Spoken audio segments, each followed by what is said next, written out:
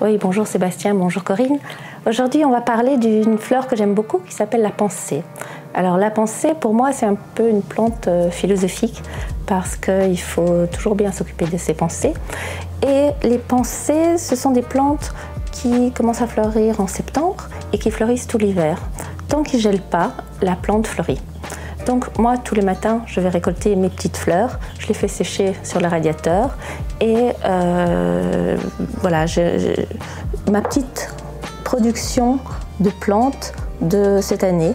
C'est pas énorme, il y a environ 15 grammes de plantes.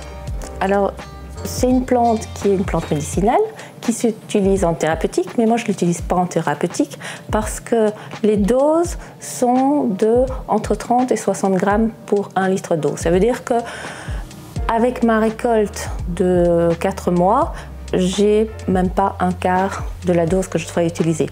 Donc je préfère l'utiliser avec parcimonie, plus comme des épices. C'est une plante qu'on utilise pour la peau. C'est une plante qui est une grande alliée pour les adolescents qui ont de l'acné ou qui ont des problèmes de peau parce qu'elle va purifier la peau.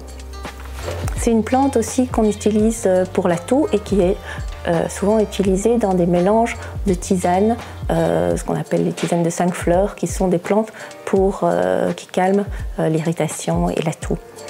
Alors je vais vous montrer comment faire tout simplement une infusion avec les fleurs.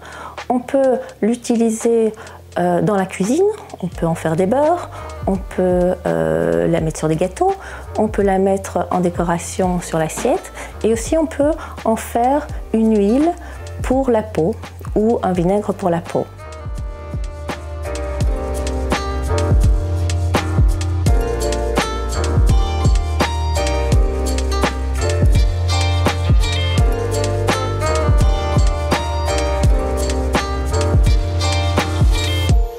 Donc voilà, la tisane, ici j'ai mis juste les fleurs. On peut mettre aussi les feuilles. Les feuilles ont un goût plus d'aspirine parce qu'elles contiennent de l'acide salicylique qui est le composé de l'aspirine. On peut l'utiliser aussi froide comme infusion pour se nettoyer la peau. On peut aussi l'utiliser pour les croûtes de lait pour les enfants quand elle est froide évidemment. La tisane en elle-même, la tisane de fleurs n'a pas énormément de goût. Moi, je rajoute des fleurs de rose et je rajoute aussi un petit peu de menthe. Dans la macération huileuse, donc j'ai mis les fleurs sèches. C'est vraiment impératif de mettre des fleurs sèches parce que sinon l'huile va fermenter. J'ai rajouté aussi des soucis parce que je trouve que les pensées et les soucis vont toujours ensemble.